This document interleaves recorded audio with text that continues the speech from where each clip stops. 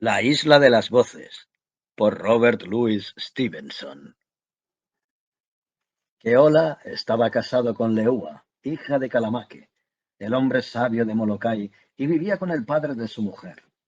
No había hombre más astuto que aquel profeta. Leía las estrellas, adivinaba por los cuerpos de los muertos, y mediante criaturas malvadas se internaba solo en las partes más altas de la montaña, en la región de los demonios, y tendía trampas para atrapar a los espíritus de los antiguos. Por esa razón no había nadie tan solicitado en todo el reino de Hawái. Las personas prudentes compraban, vendían, se casaban y regían sus vidas según sus consejos, y el rey lo había mandado llamar 2 veces a Kona para buscar los tesoros de Kamehameha. Tampoco había nadie tan temido como él. A sus enemigos, o bien les había consumido la enfermedad en virtud de sus hechizos, o habían desaparecido, tanto en cuerpo como en espíritu, y pese a lo mucho que los habían buscado sus familiares, no habían dado ni con un solo hueso. Se rumoreaba que tenía el don de los héroes antiguos. Había quien lo había visto de noche en las montañas saltando de un acantilado al otro. Lo habían visto recorrer la selva y su cabeza y sus hombros asomaban por encima de los árboles. El tal Calamaque tenía un aspecto extraño. Descendía de las mejores familias de Molokai y Maui, y no obstante era más blanco que ningún forastero. Su cabello era del color de la hierba seca y sus ojos rojizos y miopes. Tan ciego como Calamaque que puede ver el futuro, se decía en las islas. Keola conocía parte de las hazañas de su suegro por lo que se contaba de él. Otra parte la sospechaba, y el resto lo ignoraba. Pero había algo que le preocupaba. Calamaque nunca reparaba en gastos, ni en el comer, ni en el beber, ni en el vestir, y todo lo pagaba en dólares nuevos y relucientes. Brillante como los dólares de Calamaque era otro dicho muy popular en las 8 islas. Sin embargo, ni vendía, ni cultivaba, ni cobraba nada, salvo alguna que otra vez por sus hechicerías, y era inconcebible de dónde sacaría tantas monedas de plata. Un día la mujer de Keola fue a visitar a Kaunakaki, en la parte de sotavento de la isla, y los hombres salieron a pescar. Pero Keola era perezoso y se quedó en la veranda viendo cómo las olas rompían contra la orilla y los pájaros revoloteaban sobre los acantilados. Siempre tenía la misma idea fija, los dólares relucientes. Cuando se iba a dormir se preguntaba por qué tendría tantos, y cuando se despertaba se preguntaba por qué serían todos nuevos, y la idea no se le quitaba de la cabeza. Pero aquel día, concreto, estaba seguro de haber descubierto algo, pues al parecer había averiguado el lugar donde Calamaque guardaba su tesoro. Un escritorio cerrado con llave que había junto a la pared del salón debajo de una lámina de Kamehameha, y una fotografía de la reina Victoria, con su corona. Parece también que justo la noche anterior había encontrado un momento para echar un vistazo en su interior, y hete aquí que la bolsa estaba vacía. Y aquel era el día de la llegada del vapor. Ya se veía el humo detrás de Kalaupapa, y no tardaría en llegar con las mercancías del mes, salmón en lata, ginebra y toda clase de lujos para Calamaque. Si puede pagar las mercancías, pensó Keola, sabré que es un brujo y que los dólares proceden del bolsillo del diablo. Mientras lo pensaba, llegó su suegro muy enfadado. ¿Es el vapor? Preguntó. Sí, respondió Keola. Tiene que hacer solo otra escala en Polekumu y enseguida estará aquí. Entonces, replicó Calamaque, no tengo más remedio que confiarme a ti, a falta de alguien mejor. Ven al interior de la casa. Así que los dos pasaron al salón, que era una habitación muy elegante, empapelada y adornada con láminas y amueblada con una mecedora, una mesa y un sofá al estilo europeo. Además había un estante repleto de libros, una Biblia familiar en medio de la mesa y el escritorio cerrado con llave, por lo que cualquiera podía notar que se trataba de la casa de un hombre acomodado. Calamaque le pidió a Keola que cerrara los postigos mientras él mismo cerraba las puertas y abría el escritorio. De allí sacó 2 collares con conchas y amuletos, un ramillete de hierbas secas, unas hojas secas y una rama verde de palmera. Lo que voy a hacer, dijo, supera cualquier milagro. Los antiguos eran sabios, obraban maravillas, y esta es una de ellas, pero eso era de noche, en la oscuridad, bajo las estrellas propicias y en el desierto. Yo haré lo mismo en mi propia casa y a pleno día. Con esas palabras puso la Biblia debajo del cojín del sofá, de modo que quedara bien tapada. Sacó del mismo sitio una estera muy fina y amontonó las hierbas y las hojas sobre un poco de arena en una lata. Luego él y Keola se pusieron los collares y ocuparon su lugar en los extremos opuestos de la esfera. Se acerca el momento, dijo el brujo. No tengas miedo. Le pegó fuego a las hierbas y empezó a murmurar y a mover de un lado a otro la rama de palmera. Al principio todo estaba muy oscuro, porque los postigos estaban cerrados, pero las hierbas enseguida empezaron a arder, y Keola notó el calor de las llamas. Luego la habitación se iluminó con el resplandor, y el humo hizo que le diera vueltas la cabeza y se le nublara la vista, mientras el murmullo de Calamaque resonaba en sus oídos. De pronto la estera sobre la que estaban sufrió una sacudida que pareció más rápida que el rayo. En ese momento la habitación y la casa desaparecieron y Keola se quedó sin aliento. Esferas luminosas giraron alrededor de sus ojos y su cabeza, y se vio transportado a una playa iluminada por el sol, en la que se oía el incesante rugido del mar. Él y el hechicero seguían sobre la misma estera, jadeando sin aliento, sujetándose el uno al otro y pasándose la mano por delante de los ojos. ¿Qué ha pasado? Exclamó Keola, que fue el primero en recuperarse porque era el más joven. He creído morir. No importa, jadeó Calamaque, ya está hecho. Y en nombre de Dios, ¿dónde estamos? Exclamó Keola. Esa no es la cuestión, replicó el hechicero. El caso es que estamos aquí y tenemos cosas que hacer. Mientras termino de recobrar el aliento, ve a la linde de la selva y tráeme las hojas de estas y aquellas hierbas y de tales y cuales árboles. Ya verás que crecen en abundancia, 3 puñados de cada cosa, y date prisa. Debemos volver a casa antes de que llegue el vapor. La gente se extrañaría si hubiésemos desaparecido. Y se sentó jadeante en la arena. Keola se fue por la playa, que era de arena brillante y coral, y estaba cubierta de conchas muy singulares, y pensó para sus adentros, ¿cómo es que no conozco esta playa? Tengo que volver un día a recoger conchas. Enfrente de él había una hilera de palmeras recortadas contra el cielo, no como las palmeras de las 8 islas, sino altas, frescas y hermosas, y de ellas pendían las ramas secas como abanicos dorados entre las hojas verdes, y pensó para sí, es raro que no haya visto nunca este bosquecillo. Vendré aquí a dormir cuando haga calor. Y pensó, ¿qué calor hace de pronto? Pues estaban en invierno y el día había sido muy fresco. Y también pensó, ¿dónde están las montañas grises? ¿Y dónde está el acantilado cubierto de árboles que sobrevuelan los pájaros? Y cuanto más lo pensaba, menos imaginaba a qué parte de las islas había ido a parar. En la linde de la selva encontró las hierbas, aunque los árboles crecían un poco más lejos. Cuando Keola se acercó hacia los árboles, reparó en una joven que no llevaba encima más que un cinturón de hojas. Vaya, pensó Keola, se ve que en esta parte del país no le dan mucha importancia al vestido. Se detuvo pensando que ella lo vería y huiría, pero al ver que ella seguía mirando hacia adelante, se incorporó y empezó a canturrear en voz alta. La joven se sobresaltó al verlo y se puso lívida. Miró aterrorizada a uno y otro lado y se quedó boquiabierta por el terror. Sin embargo, lo más raro fue que no miró a Keola en ningún momento. Buenos días, dijo a él. No te asustes, no te comeré. Y en cuanto dijo aquellas palabras, la chica echó a correr hacia la selva. ¿Qué modales tan raros? Pensó Keola, y sin pensar en lo que hacía, empezó a perseguirla. Mientras corría, la chica empezó a gritar en un idioma que no se hablaba en Hawái. Sin embargo, algunas palabras eran parecidas, y Keola comprendió que estaba llamando y advirtiendo a otros. Y pronto vio a más gente que huía, hombres, mujeres y niños que corrían y gritaban como hace la gente en un incendio. Keola se asustó y volvió con Calamaque. Le dio las hierbas y le contó lo que había visto. No te preocupes, dijo Calamaque. Todo esto no son más que sombras y sueños que olvidarás en cuanto desaparezcan.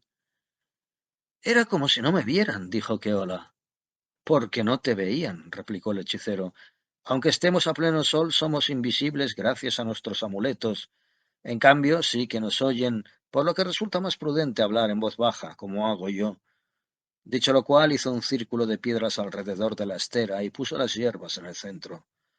Tu misión, dijo, será asegurarte de que ardan las hojas y alimentar despacio el fuego.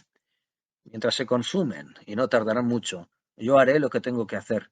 Y antes de que las cenizas se ennegrezcan, los mismos poderes que nos trajeron aquí nos devolverán a donde estábamos.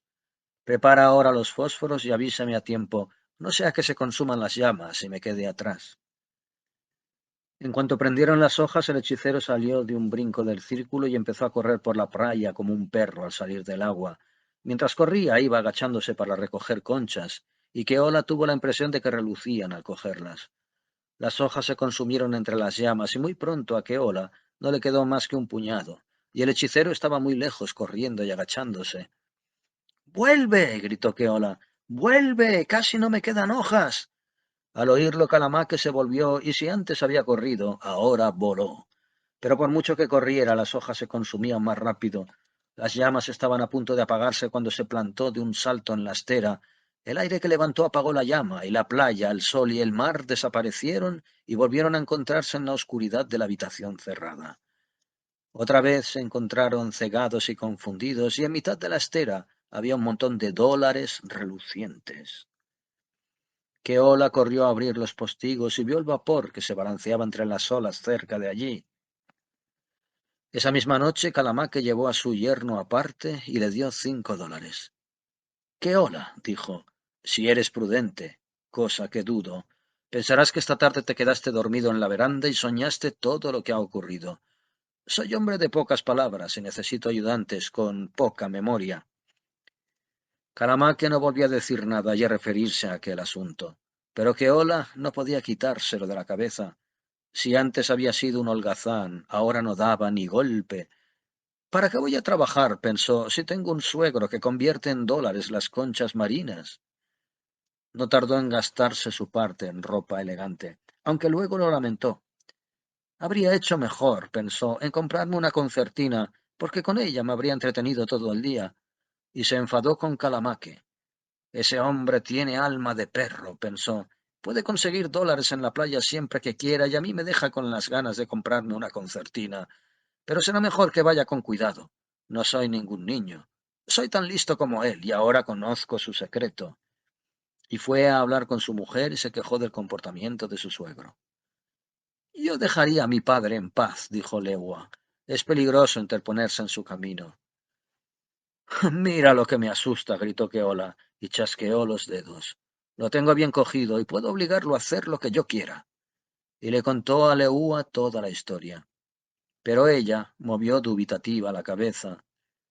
Haz lo que quieras, dijo, pero si molestas a mi padre nadie volverá a saber de ti. Acuérdate de este y de aquel. Recuerda a Ua, que era un noble del Parlamento e iba todos los años a Honolulú, y del que no volvió a hallarse ni rastro. Acuérdate de Camao y de cómo se consumió hasta el punto de que su mujer podía sostenerlo con una sola mano. ¡Qué hola! Eres como un bebé en manos de mi padre. Te cogerá entre el índice y el pulgar y te comerá como un camarón. Lo cierto es que Keola le tenía miedo a Calamaque, pero también era un tanto fatuo, y aquellas palabras de su mujer lo encresparon. Muy bien, dijo, si eso es lo que piensas de mí, te demostraré que estás equivocada. Y se fue directo a ver a su suegro que estaba sentado en el salón. Calamaque, le espetó, quiero una concertina. ¿Ah, sí? Respondió Calamaque. Sí, dijo Keola, y más vale que te diga que estoy decidido a tenerla. Un hombre que recoge dólares en la playa puede permitirse una concertina. No sabía que tuvieses tanto valor, explicó el hechicero. Te tenía por un inútil tímido y apocado, así que no sabes cuánto me alegra descubrir que estaba equivocado. Empiezo a pensar que tal vez haya encontrado un ayudante y sucesor en mi difícil oficio. ¿Una concertina? Tendrás la mejor de Honolulú. Esta noche, en cuanto anochezca, iremos a buscar el dinero. ¿Volveremos a la playa? Preguntó Keola. No, no, replicó Calamaque. Tienes que empezar a aprender mis secretos. La última vez te enseñé a recoger conchas. Esta vez te enseñaré a coger peces. ¿Eres lo bastante fuerte para botar la barca de Pili? Creo que sí, replicó Keola. Pero ¿por qué no cogemos la tuya, que ya está en el agua? Hay una razón que comprenderás antes de mañana, dijo Calamaque. El bote de Pili es el mejor para mis propósitos, así que, si quieres, podemos encontrarnos allí en cuanto se haga de noche. Y entre tanto, seamos discretos. No hay por qué involucrar a la familia en nuestros asuntos. La voz de Calamaque sonó tan meliflua que Keola apenas pudo contener su satisfacción. Podría haber tenido mi concertina hace semanas, pensó. En este mundo solo hace falta un poco de valor. Poco después sorprendió a Leúa llorando y estuvo tentado de explicarle que todo había salido bien. Pero no, pensó. Esperaré hasta tener la concertina y luego veremos qué hace. Tal vez así comprenda que su marido es un hombre inteligente. En cuanto anocheció, el suegro y el yerno botaron la barca de Pili y se hicieron a la vela. El mar estaba muy movido y soplaba mucho viento por la parte de sotavento, pero el bote era rápido y ligero y surcaba bien las olas. El hechicero llevó una linterna que encendió y sujetó por una argolla con el dedo, y ambos se sentaron en la popa a fumar unos cigarros que Calamaque llevaba siempre encima. Charlaron como buenos amigos de magia y de las grandes sumas de dinero que ganarían mediante su práctica y de lo que deberían comprar en primer y en segundo lugar, y Calamaque le habló como un padre. De pronto miró en torno suyo, contempló las estrellas, se volvió en dirección a la isla que ya casi había desaparecido en el horizonte y pareció reconsiderar la situación. Mira, dijo, hemos dejado atrás Molokai y Maui. Es casi una nube. Y por el aspecto de esas tres estrellas de ahí, sé que he llegado donde quería. Este lugar se llama el Mar de los Muertos. Aquí el océano es extraordinariamente profundo y el fondo está cubierto de huesos, y en los huecos viven dioses y demonios. La corriente es tan fuerte que ni un tiburón podría resistirla, y cualquier hombre al que arrojasen aquí por la borda sería arrastrado como por un caballo salvaje hasta el océano más lejano. Luego se hundiría agotado, sus huesos se esparcerían con los demás y los dioses devorarían su espíritu. Keola se asustó al oír sus palabras y lo miró. A la luz de las estrellas y la linterna, el brujo parecía distinto. ¿Qué te ocurre? Le gritó Keola. A mí no me ocurre nada, respondió el hechicero, pero aquí hay uno que está a punto de morir. Entonces agarró la linterna y hete aquí que al ir a sacar el dedo de la argolla, el dedo se le enganchó, la argolla se rompió y la mano le creció hasta tener el tamaño de un árbol. Al verlo, Keola gritó y se tapó la cara con las manos, pero Calamaque alzó la linterna y dijo: «Mírame a la cara». Su cabeza se había vuelto tan grande como un tonel, y seguía creciendo y creciendo como una nube sobre una montaña, y Keola se sentó dando chillidos, y el bote siguió surcando el mar embravecido. «Y ahora», dijo el hechicero, «¿qué me dices de esa concertina? ¿Estás seguro de que no prefieres una flauta? ¿No? Me alegro, porque no me gustaría que ningún miembro de mi familia fuese caprichoso, aunque empiezo a pensar que será mejor que salga del bote porque mi tamaño empieza a ser un tanto descomunal, y si no vamos con cuidado acabaremos por hundirlo». Y dicho y hecho sacó las piernas por encima de la borda, y su tamaño aumentó 30 y 40 veces, de modo que el agua le llegaba por los sobacos, los hombros y la cabeza parecían una enorme isla, y la corriente rompía y golpeaba contra su regazo igual que rompe contra un acantilado. El bote seguía navegando hacia el norte, pero él extendió la mano, cogió la regala entre el índice y el pulgar, y rompió el costado de la embarcación como si fuera un bizcocho, y Keola cayó al mar. El hechicero hizo pedazos el bote en el hueco de la mano y lo lanzó a miles de kilómetros en la oscuridad. «Disculpa que me lleve la linterna», dijo, «pero tengo un largo camino por delante. La isla queda lejos, el fondo del mar es irregular, y noto los huesos de los muertos entre los dedos». Se dio la vuelta y se marchó dando grandes zancadas, y cada vez que Keola se hundía en el seno de las olas lo perdía de vista, y cada vez que se alzaba hasta la cresta volvía a verlo dando zancadas, con la linterna sobre la cabeza y las olas rompiendo contra su cuerpo. Desde que las islas surgieron del mar no hubo nadie tan asustado como el tal Keola. Nadó, como hacen los cachorros cuando los echan al agua para ahogarlos sin saber a dónde. No podía quitarse de la cabeza el tamaño descomunal que había adquirido el hechicero, su rostro tan grande como una montaña, sus hombros tan gigantescos como una isla, y las olas que rompían en vano contra ellos. Recordó también avergonzado la concertina y los huesos de los muertos, y se estremeció de terror. De pronto reparó en algo oscuro que cabeceaba recortándose contra las estrellas. También creyó ver una luz que rasgaba la oscuridad del mar al otro lado, y le pareció oír voces. Gritó y obtuvo respuesta. En un abrir y cerrar de ojos, la proa de un barco pasó a su lado a caballo de una ola. Que ola se agarró con ambas manos a la cadena del ancla y se hundió en el mar embravecido, aunque un instante después los marineros lo subieron a bordo. Le dieron ginebra, galletas de barco y ropa seca, y le preguntaron cómo había llegado allí, y si la luz que habían visto era el faro Lae o Ka Lau. Pero Keola sabía que los blancos son como niños y solo creen sus propias historias, así que les contó lo primero que se le ocurrió, y respecto a la luz, que era la linterna de Calamaque, afirmó no haberla visto. El barco era una goleta con destino en Honolulú, que después iba a ir a comerciar a las islas meridionales, y por suerte para Keola habían perdido a un hombre que se había caído del bauprés durante una tormenta. Era evidente que Keola no podía volver a las 8 islas. Las noticias vuelan, y a la gente le gusta tanto cotillear, que si se escondía al norte de Kauai o al sur de Kau, el hechicero acabaría por enterarse y lo mataría. Así que hizo lo que le pareció más prudente y se enroló como marinero en lugar del hombre que se había ahogado. En ciertos aspectos el barco era un lugar agradable. La comida sabrosa y abundante consistía en galletas de barco y ternera salada todos los días, y sopa de guisantes con budín de harina y sebo 2 veces por semana, así que Keola engordó. El capitán era buena persona, y la tripulación no era peor que los demás blancos. El problema era el primer oficial, que era un hombre más difícil de complacer, el más difícil que había conocido Keola, y le golpeaba y maldecía a diario por lo que hacía y por lo que dejaba de hacer. Los golpes que le propinaba eran dolorosos, pues era un hombre fuerte, y las palabras con que lo zahería le resultaban aún más hirientes, pues Keola era de buena familia y estaba acostumbrada a que lo trataran con respeto. Y lo peor de todo era que cada vez que Keola aprovechaba un momento para dormir, el primer oficial lo despertaba con el chicote de un cabo. Keola comprendió que no podía seguir así y decidió desertar.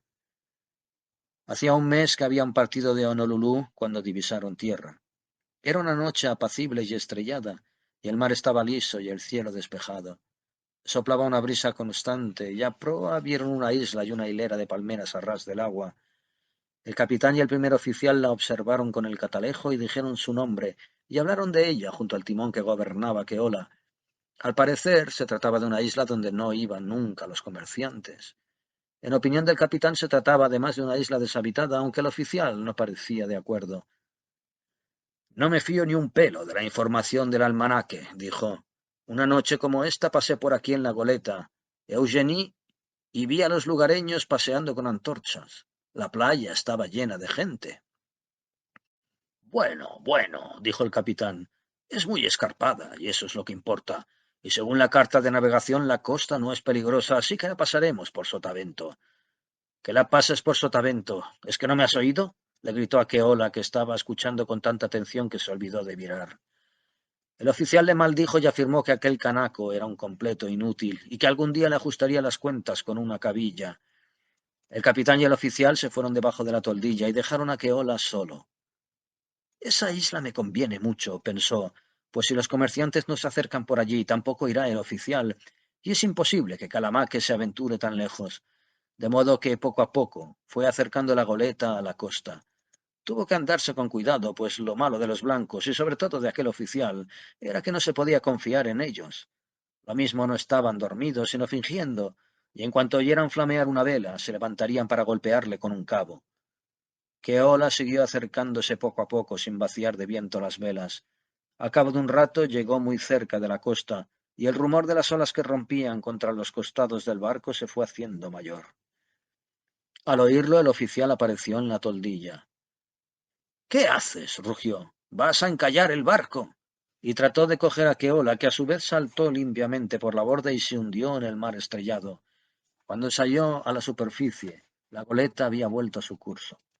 El oficial en persona estaba al timón y Keola lo oyó maldecir. El mar estaba liso por la parte de sotavento de la isla. El agua estaba caliente, y Keola tenía su cuchillo de marinero, por lo que no temía a los tiburones. Un poco más adelante vio un claro entre los árboles y reparó en que la línea de la costa se interrumpía formando una entrada como la bocama de un puerto. La marea que en ese momento estaba subiendo lo empujaba hacia allí. Al cabo de un minuto estaba flotando en una ensenada de aguas someras en las que brillaban 10.000 estrellas, rodeado por una hilera de palmeras. Aquello le extrañó mucho, porque nunca había visto una isla como esa.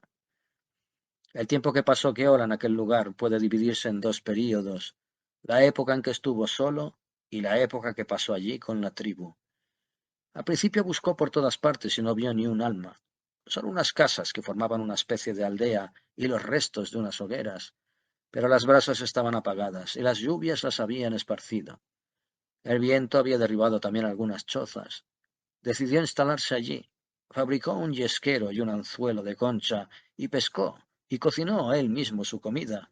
Trepó a los árboles para coger cocos y bebió su zumo, pues no había agua en toda la isla. Los días se le hicieron largos y las noches aterradoras. Fabricó una lámpara con la cáscara de un coco, extrajo el aceite de la pulpa y fabricó una mecha con fibra, y cuando se hacía de noche se encerraba en su choza, encendía la lámpara y se quedaba allí temblando hasta la mañana siguiente. Muchas veces pensó que habría sido mejor ahogarse y que sus huesos estuviesen esparcidos por el fondo del mar con los otros. Todo ese tiempo lo pasó en el interior de la isla, pues las chozas estaban a la orilla de la laguna donde las plantas crecían mejor y era abundante la pesca. Solo una vez se asomó a la costa a contemplar el océano desde la playa y volvió tembloroso, pues su aspecto, con la arena brillante cubierta de conchas, el sol y las olas, le resultaron familiares. No es posible, pensó. Aunque se parece mucho, ¿cómo voy a saberlo? Esos blancos pretenden saber dónde navegan, pero deben de hacerlo al azar, como nosotros. Así que es posible que hayamos navegado en círculo hasta llegar muy cerca de Molokai y que esta sea la misma playa donde mi suegro recoge su dinero. Así que decidió ser prudente y se quedó en el interior. Cerca de un mes más tarde llegaron en 6 grandes botes los habitantes de la isla. Eran una tribu muy noble y hablaban una lengua que, aunque sonaba muy distinta de la de Hawái, tenía muchas palabras con significado idéntico, por lo que no era demasiado difícil de entender. Además, los hombres eran muy amables y las mujeres muy complacientes. Acogieron bien a Keola, le construyeron una casa y le proporcionaron una esposa, y lo que más le sorprendió fue que nunca le hicieron trabajar con los jóvenes. A partir de entonces, Keola pasó por 3 épocas diferentes. Primero hubo una época en la que estuvo muy triste, luego pasó otra bastante contento y por fin llegó una tercera en la que fue el hombre más aterrorizado de los 4 océanos. La causa de su tristeza fue la mujer que le dieron por esposa, que Ola podía dudar acerca de la isla, incluso acerca de la lengua que había oído hablar un poco cuando llegó allí, en la estera con el mago, pero con respecto a su mujer no había duda posible. Era la misma joven que había huido de él gritando en el bosque, de modo que, en lugar de hacer aquella travesía tan larga, lo mismo podía haberse quedado en Molokai. Había abandonado su hogar, a su mujer y a todos sus amigos, solo para escapar de su enemigo, y había ido a parar a uno de sus lugares predilectos, por donde se paseaba, invisible. En esa época no se movió de la orilla de la laguna y se quedó bajo la protección de su choza. La causa de su alegría fue lo que les oyó contar a su mujer y a los jefes isleños. Que Ola hablaba muy poco, porque no acababa de fiarse de sus nuevos amigos, que le parecían demasiado corteses para ser sinceros, y porque desde que había tenido ocasión de tratar con su suegro, se había vuelto mucho más cauto, de modo que no les dijo nada de sí mismo salvo su nombre y su origen, y que procedía de las 8 islas. Les contó también lo hermosas que eran, y les habló del palacio real en Honolulú, y les dio a entender que era muy amigo del rey y de los misioneros. En cambio, hizo muchas preguntas y aprendió mucho. La isla donde se encontraba se llamaba la Isla de las Voces. Pertenecía a la tribu, aunque tenía su residencia en otra isla que estaba a 3 horas de navegación a vela en dirección sur, y donde vivían y tenían sus casas. Era una isla muy rica, donde tenían huevos, pollos y cerdos, y los barcos acudían a comerciar con ron y tabaco. Allí había recalado la goleta después de la deserción de Keola, y allí había muerto el oficial como el blanco insensato que era. Por lo visto, el barco arribó al principio de la estación de la peste en la isla, cuando el pescado de la laguna se vuelve venenoso, y todos los que lo comen acaban hinchándose y muriendo. Advirtieron al oficial que les vio preparando los botes, pues en esa época la gente abandona la isla y navega hasta la isla de las voces.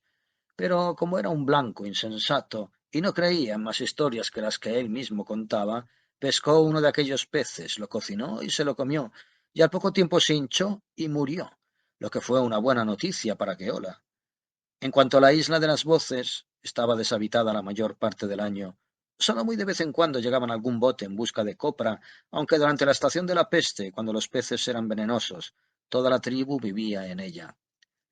Debía su nombre a un extraño prodigio, pues al parecer la playa estaba habitada por unos demonios invisibles y día y noche se les oía hablar en una lengua extraña y se veían arder y extinguirse pequeñas hogueras en la playa sin que nadie supiera los motivos. Keola les preguntó si aquellos demonios vivían también en su otra isla, y ellos le respondieron que no, ni tampoco en ninguna de las otras 100 islas que había en aquella parte, sino que se trataba de una peculiaridad de la isla de las voces. Le explicaron que los fuegos y las voces solo se veían y oían en la playa, y que un hombre podía vivir 2000 años junto a la laguna, suponiendo que alguien pudiera vivir tanto tiempo, sin que le molestasen. E incluso en la playa, aquellos demonios eran inofensivos si se les dejaba en paz. Solo una vez un jefe había arrojado su lanza contra una de las voces, y esa misma noche se había caído de un cocotero y había muerto. Keola estuvo pensando un buen rato. Comprendió que estaría a salvo en cuanto la tribu volviera a la isla principal, y que incluso donde estaba ahora no corría demasiado peligro siempre que no se alejara de la laguna, aunque empezó a pensar en el modo de volver las cosas a su favor, si es que era posible. En mi isla crecía un árbol, dijo, y por lo visto los demonios iban allí a buscar sus hojas, así que la gente decidió talar el árbol y los demonios no volvieron más. Le preguntaron qué clase de árbol era aquel, y Keola les mostró el árbol del que Calamaque había cogido las hojas. Les pareció una historia un tanto inverosímil, pero la idea les sedujo. Noche tras noche los ancianos debatieron en sus consejos, pero al jefe, aunque era un hombre valiente, le asustaba aquel asunto, y le recordaba a diario la historia del jefe que había arrojado su lanza contra las voces y había muerto, y aquel recuerdo les acobardaba. Aunque no consiguió que talaran los árboles, Keola se sintió satisfecho y empezó a estar más tranquilo y a disfrutar más de la vida. Y entre otras cosas se mostró tan amable con su mujer, que la joven acabó por enamorarse perdidamente de él. Un día entró en la choza y se la encontró en el suelo, llorando. ¿Pero qué te ocurre? Dijo Keola. Ella le respondió que no era nada. Esa misma noche la muchacha lo despertó. La lámpara estaba casi apagada, pero Keola vio por su expresión que estaba muy preocupada.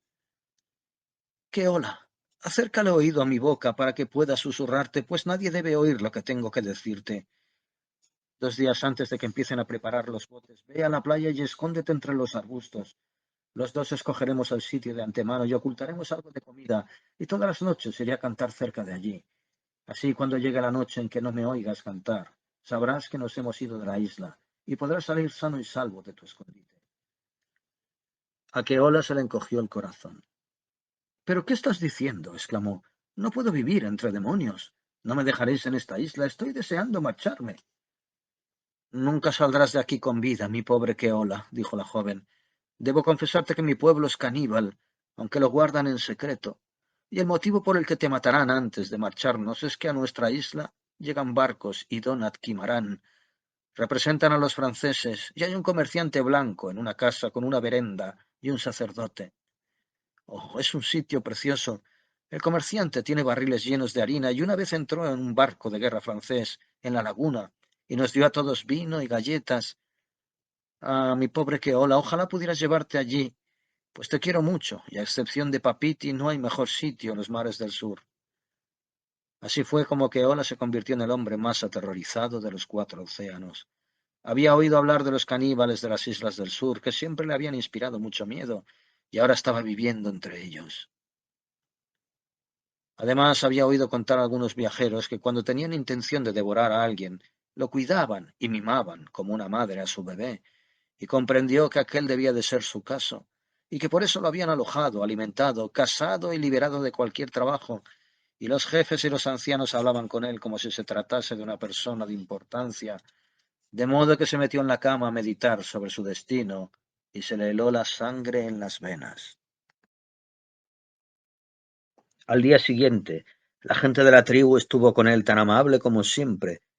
Eran buenos conversadores, componían hermosas poesías y bromeaban con tanta gracia en las comidas que habrían hecho que se muriera de risa hasta un misionero. Pero a Keola le traían sin cuidado todos esos refinamientos. Lo único que veía eran sus dientes blanquísimos brillando en su boca, y se le hacía un nudo en la garganta. Así que cuando acabaron de comer, corrió a esconderse en la selva y se hizo el muerto. Al día siguiente hizo lo mismo, y su mujer lo siguió. Keola, dijo, si no comes te aseguro que te matarán, y comerán mañana mismo. Algunos de los jefes empiezan a murmurar. Creen que te has puesto enfermo y estás perdiendo peso. Al oírla, Keola se puso en pie muy indignado. Tanto me da una cosa como la otra, dijo. Estoy entre la espada y la pared. Si tengo que morir, prefiero que sea del modo más rápido, y si tienen que devorarme, casi prefiero que me coman los demonios y no los hombres. Adiós, dijo, y la dejó allí plantada y se dirigió a la playa. Estaba desierta y lucía un sol abrasador. No había ni rastro de vida, aunque la arena estaba pisoteada y por todas partes se oían voces y susurros y se veían minúsculas fogatas que se encendían y extinguían. Allí se oían todas las lenguas de la tierra, francés, holandés, ruso, tamil y chino. Todos los países donde se practica la brujería estaban representados y le susurraban a Keola en el oído. La playa estaba tan atestada de gente como un mercado, pero no se veía ni un alma, y mientras paseaba por ella vio cómo las conchas desaparecían ante sus propios ojos sin que nadie las recogiera. El mismísimo diablo se habría asustado de estar en semejante compañía, pero Keola había superado su miedo y coqueteaba con la muerte. Cuando los fuegos se encendían, corría hacia ellos como un toro. Las voces gritaban aquí y allá. Unas manos invisibles cubrían las llamas de arena y desaparecían de la playa antes de que él llegara. Es evidente que Calamaque no está aquí, pensó, o ya me habría matado. Así que se sentó en el lindero de la selva, pues se sentía fatigado, y apoyó la barbilla entre las manos. La actividad continuaba frenética ante sus ojos. Las voces resonaban en la playa, las fogatas seguían encendiéndose y apagándose, y las conchas desaparecían y se renovaban una y otra vez. Yo debí de venir un día más tranquilo, pensó, pues no había ni mucho menos tanto trajín como hoy. La cabeza le dio vueltas al pensar en los millones y millones de dólares y los cientos y cientos de personas que iban a recogerlos a la playa y salían volando más rápidos que águilas. Cómo me habían engañado con sus casas de la moneda, se dijo, y con lo de que el dinero se fabricaba allí, cuando es obvio que toda la moneda del mundo se recoge en esta playa. La próxima vez no me dejaré enredar tan fácilmente. Y sin saber muy bien cómo ni cuándo, le dominó el sueño y olvidó la isla y sus preocupaciones. A la mañana siguiente, antes de que saliera el sol, lo despertó un gran alboroto. Al principio se asustó mucho, porque temió que la tribu lo hubiera sorprendido dormido, pero no se trataba de eso. Lo que ocurría era que en la playa las voces incorpóreas se llamaban unas a otras y parecían pasar a su lado a lo largo de la costa. ¿Qué ocurrirá ahora? Se preguntó Keola, y comprendió que se trataba de algo extraordinario, pues ya no se veían fogatas ni desaparecían las conchas de la playa, sino que las voces incorpóreas seguían corriendo por la playa y se llamaban unas a otras, y por el tono daba la impresión de que todos aquellos hechiceros debían de estar muy enfadados. No parece que estén enojados conmigo, pensó Keola, porque pasan a mi lado sin hacerme nada. E igual que sucede con los sabuesos en una cacería, o con los caballos en una carrera, o con la multitud que acude a apagar un incendio y a la que se unen todos los que pasan por ahí, hete aquí que Keola, sin saber muy bien lo que hacía o por qué lo hacía, empezó a correr detrás de las voces. Al llegar a un recodo desde donde se divisaba el otro extremo de la isla, recordó que era en aquel lugar donde los árboles de los brujos crecían por decenas en un bosquecillo. El griterío era indescriptible, y a juzgar por el ruido que hacían los que corrían, todos se dirigían hacia el mismo sitio.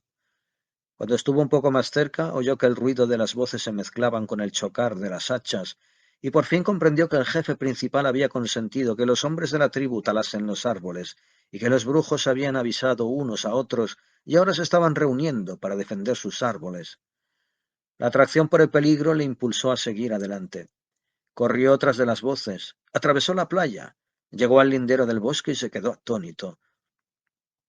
Un árbol había caído ya, y había varios a medio talar. Los hombres de la tribu estaban apiñados espalda con espalda.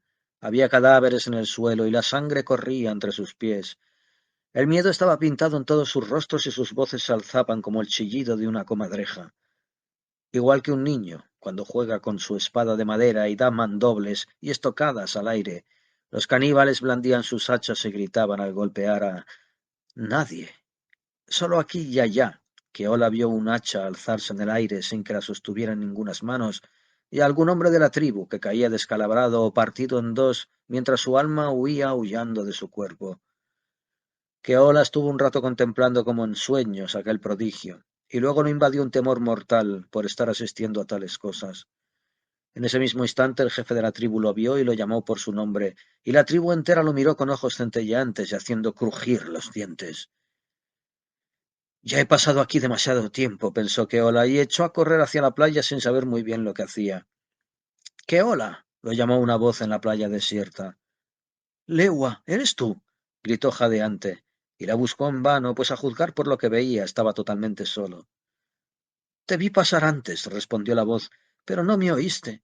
Corre, ve a buscar las hojas y las hierbas y huyamos de aquí. ¿Estás aquí con la estera? Preguntó. Aquí, a tu lado, dijo ella, y Keola notó cómo lo rodeaba con sus brazos.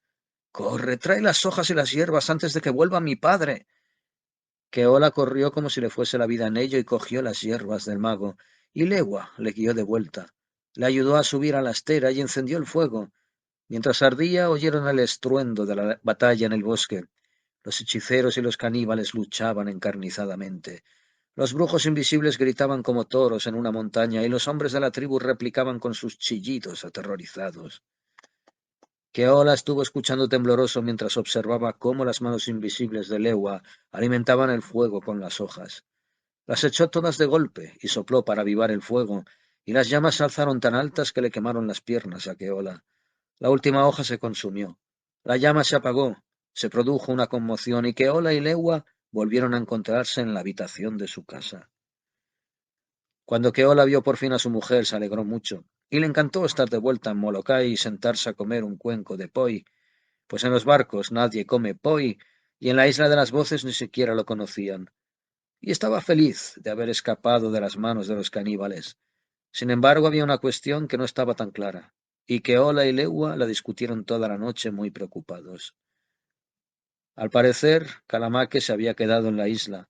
Si por una bendición de Dios se quedara allí para siempre, todo iría bien, pero si lograra escapar y regresar a Molokai, aquel sería un día aciago para su hija y su marido. Hablaron de su poder de aumentar de tamaño y de si podría recorrer tanta distancia por el mar, pero a esas alturas, Keola ya sabía dónde estaba la isla, en el archipiélago bajo o peligroso. Así que cogieron el atlas y comprobaron la distancia en el mapa, y por lo que calcularon, les pareció una distancia muy larga para que pudiera recorrerla un anciano. Sin embargo, nunca se podía estar seguro tratándose de un brujo como Calamaque, y decidieron pedirle consejo a un misionero blanco. Así que Keola le contó al primero que pasó por allí, y el misionero le reprendió con dureza por haber tomado otra esposa en la isla, y respecto a lo demás le dijo que aquello no tenía ni pies ni cabeza. De cualquier modo, dijo, si crees que el dinero de tu suegro es de procedencia ilícita, mi consejo es que dones parte de él a los leprosos y otra parte a los misioneros, y en cuanto a toda esa sarta de disparates, lo mejor es que no se lo cuentes a nadie. Sin embargo, advirtió a la policía de Honolulu de que, por lo que había podido deducir, Calamaque y Keola debían de haber estado acuñando moneda falsa, por lo que convendría vigilarlos. Keola y Lewa hicieron lo que les dijo y donaron muchos dólares a los leprosos y las misiones, y sin duda fue un buen consejo, pues hasta este día nadie ha vuelto a oír hablar de Calamaque, aunque si lo mataron en la batalla de los árboles o sigue haciendo de las suyas en la isla de las voces, ¿quién podrá decirlo?